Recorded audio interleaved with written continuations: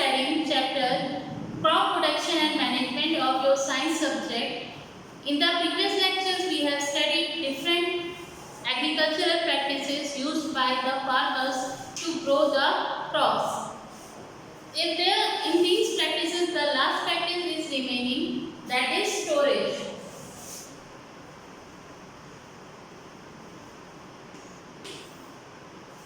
The crop produce cannot be sold. All crops produced cannot be sold at one time. So it needs to be stored at one place so that they can be stored in later times. So how can they be stored? The crop produce, how can they be stored? There are two methods by which we can store the different produce of crops. First is dry storage and second is cold storage. Cold storage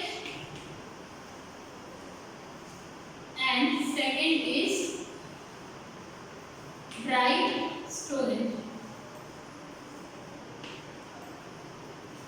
There are certain microorganisms that can damage or destroy the crop produce. So, and these microorganisms require certain temperature, water, air to grow. So, in the cold storage, the crop produce are kept in a very low temperature.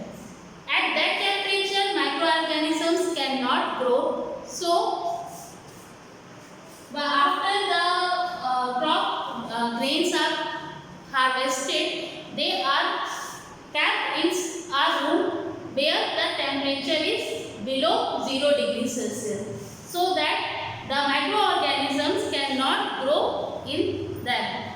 Mostly fruits and vegetables are kept in subspaces.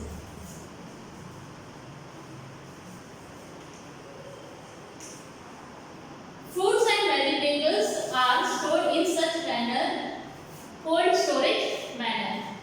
You have also seen in your house the fruits and vegetables which are come from the market. They are stored in the refrigerator where the temperature is very low. Why they are kept in refrigerator? So that they cannot be spoiled very easily. So similarly, after the fruits and vegetables which come from the field, they are stored in the cold storage or in a room where the temperature is very low, so that they can not be spoiled for a very long time. Next method is dry storage. This method is used for the grains.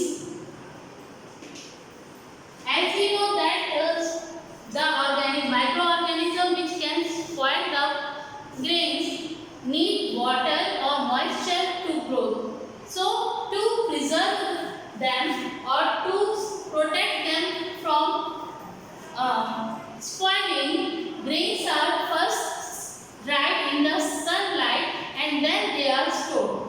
When they are dried in the sunlight, the moisture present in them is evaporated and then they are stored.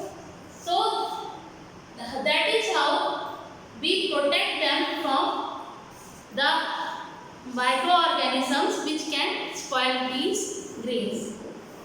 So these are the practices which are used by the farmers to grow the crops. Now we get some food substances from animals also. Now we will study about those animals or those food substances which we get from the animals. First is milk. The animals from which we get milk are known as milk animals. Milk animals are those animals which provide us with milk. Example like cow, goat, buffalo, camel, yak. These are the animals which are known as milk animals. Why are they called milk animals? Because milk. Such animals should be kept in a clean environment and in such place where there is proper amount of air, the proper ventilated rooms. They should be kept in proper ventilated rooms, clean rooms, and they should be provided nutrient food, clean water, and they should be checked in at regular time to examine whether they are suffering from any disease. If there is any disease among animals, they should be kept in separate rooms so they cannot be spread further. So that is how they should be kept, and which animals should be kept in a room. Next food that is obtained from the animals is poultry.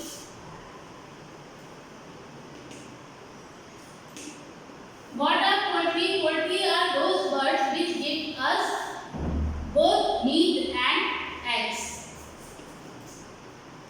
Birds that give us meat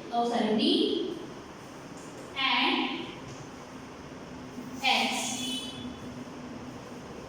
Poultry birds are those birds which gives us meat and eggs. Example: duck, hen, turkey,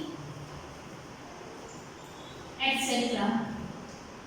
And rearing of these birds is known as poultry. Poultry farming. Poultry farming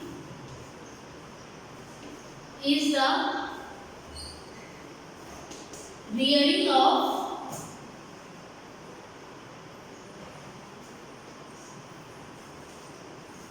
poultry birds. Such birds should also be kept in clean and ventilated area. They should be provided nutritious food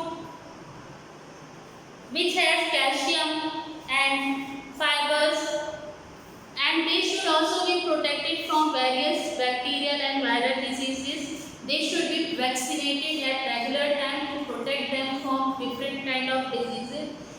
And if any bird is suffering from any diseases, it should be separated from the other bird so that it cannot spread it further to the different birds. There is a topic in your book that is avian flu or bird flu. It is a viral disease which is very common in the poultry bird.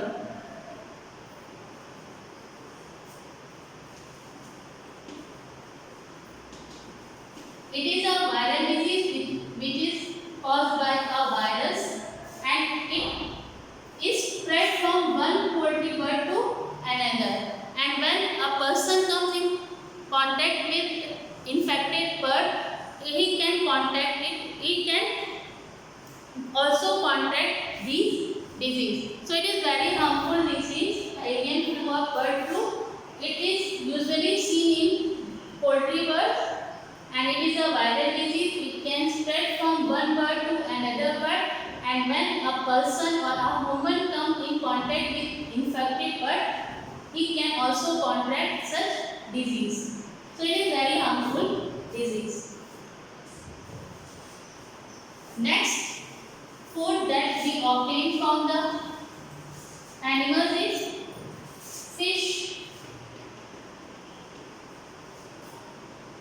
and other seafood.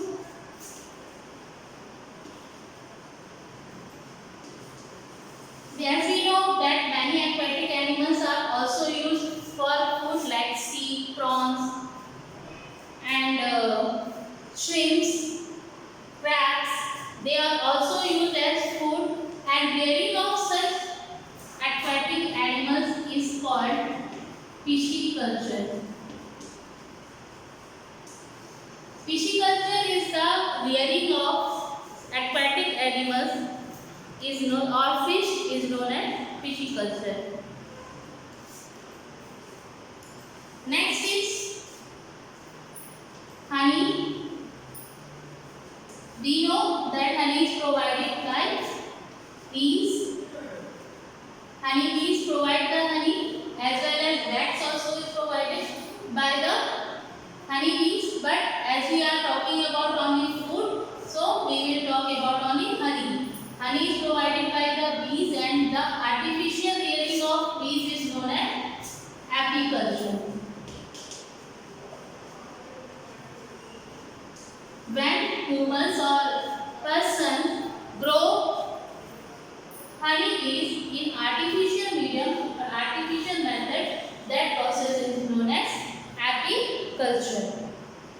So this is all about the chapter crop production and management, in which we have studied about the different practices which are used by the farmers to grow the different kinds of crops, as well as the different food substances which are obtained from the animals. Thank you.